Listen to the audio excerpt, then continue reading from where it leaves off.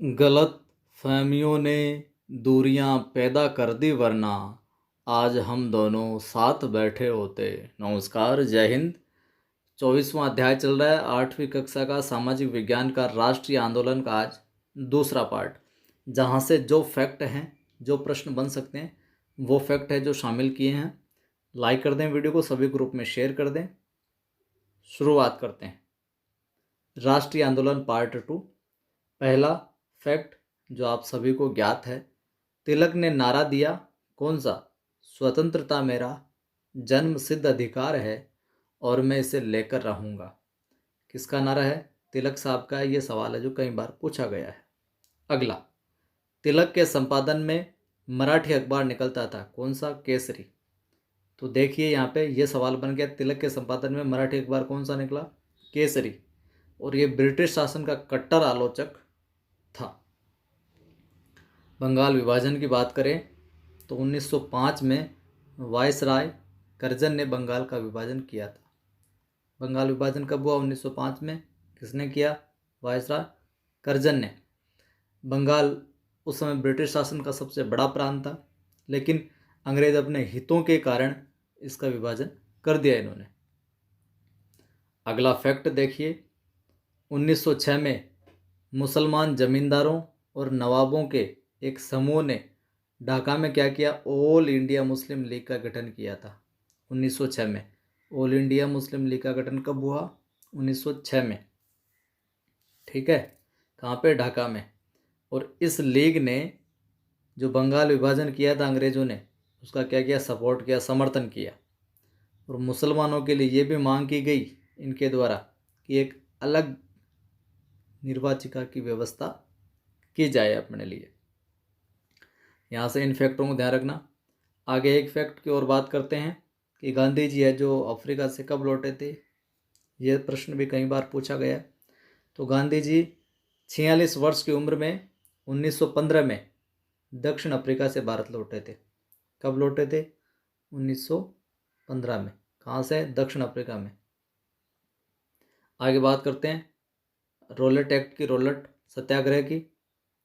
तो यहाँ से जो फैक्ट है वो देखते हैं। 1919 में गांधी जी ने अंग्रेजों द्वारा पारित रोलेट एक्ट के खिलाफ क्या किया? सत्याग्रह का आह्वान किया। सत्याग्रह ये था क्या? इसका मैटर, मामला क्या था? तो ये कानून जो है अभिव्यक्ति की आज़ादी जैसे मूलभूत अधिकारों पर अंकुश लगाने और पुलिस को और ज़्यादा अधिकार देने के लिए लागू किया गया था। तो महात्मा गांधी ने और कुछ अन्य नेताओं ने, गांधी जी और कुछ अन्य नेताओं ने इस शासन को, ये जो एक्ट था, इसको शैतान की करतूत और निरंकुशवादी बताया था। शैतान की करतूत और निरंकुशवादी बताया था। किसको? रोलेट एक्ट को। आगे देखिए, गांधी जी ने लोगों से आह्वान किया, यहाँ से प्रश्न पूछा जा सकता है फैक्ट, क्या आह्वान किया? कि ये जो एक्ट है रोलेट वाला, इसका विरोध करने के लिए हम 6 अप्रैल 1919 को अहिंसक विरोध दिवस के रूप में, अहिंसक विरोध दिवस के रूप में, अपमान व याचना दिवस के रूप में इसको मनाएंगे, रोलेट एक्ट के विरोध में। ठीक है, कब? 6 अप्रैल 1919 को अहिंसक विरोध दिवस के रूप में क्या मनाएंगे? अपमान व याचना दिवस के रूप में। और जगह जगह पर हड़तालें भी करेंगे। तो ये फैक्ट जो सन है जो ध्यान में रखना। जगह जगह हड़तालें की गई, सारा कुछ हुआ, और जगह जगहों पर दमन चक्र भी चलाया गया अंग्रेजों द्वारा।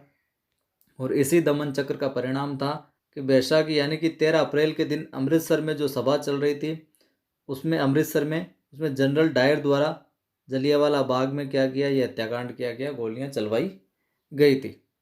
और ये जो जनसंहार हुआ था, इस पर रविंद्रनाथ टैगोर ने अपनी पीड़ा और गुस्सा जताते हुए जो नाइटहुड की उपाधि उन्हें मिली हुई थी, उसको वापस लौटा दिया साहब।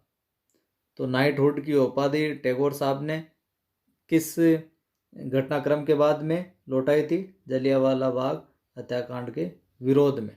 ध्यान में रखना। आगे बढ़ते हैं। गांधी जी अहिंसा के पूरे समर्थक थे साहब। तो महात्मा गांधी हिंसक आंदोलनों के विरुद्ध ये जो घटनाक्रम चला, इसी कारण फरवरी 1922 में क्या हुआ?